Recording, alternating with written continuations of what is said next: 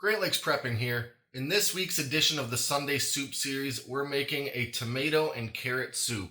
You know, sometimes a nice hot bowl of tomato soup just hits the spot, especially with a grilled cheese sandwich. But I gotta say, in my younger years, I ate so many cans of boring, depressing, sad Campbell's condensed tomato soup that I just can't eat that stuff anymore. I need something a little more interesting, a little more tasty, something with a little better consistency. If that's all I had laying around, I guess I'd still eat it, but there's just so many better options for a nice tomato soup, including this recipe, which incorporates carrots to give it a little something extra, a little different flavor. It's just right, in my opinion. Still has that rich tomatoey goodness, but it just comes with something a little extra. What's more, this soup is so easy to make and there's so few ingredients, I hardly even have to do an ingredient lineup. But you know what? I will anyway, because at this point, it's basically tradition.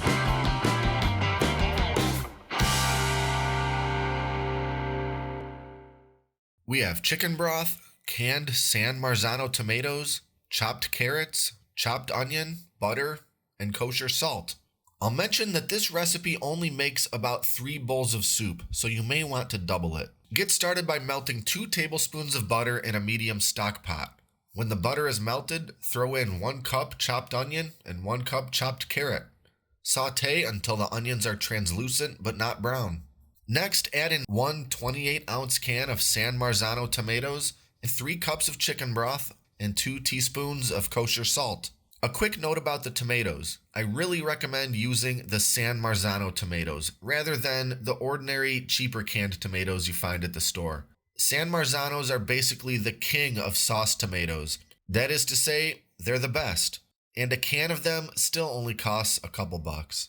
Bring everything up to a low simmer and cook on low heat for 30 minutes.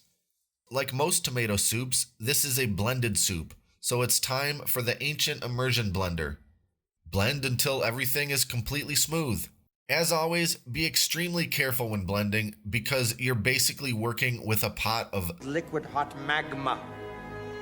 And that's it. Now it's time to serve. If you want your soup to be just a little creamier, drizzle on some heavy cream or half and half. I actually prefer the consistency and taste of this soup without the cream, but for the sake of the video, I figured I'd show that step. This is such a simple, quick, and tasty soup to whip together. In fact, I chose this soup for this week's video because I'm so short on time this week, and this is basically the fastest soup I make. And by the way, this soup also freezes very well. Just leave out the cream if you're going to make extra for the freezer. If you liked this video, click the subscribe button and stay up to date on all our latest stuff, including next week's edition of the Sunday Soup series. Thanks for watching and for your continued support, and until next time, this is Great Lakes Prepping.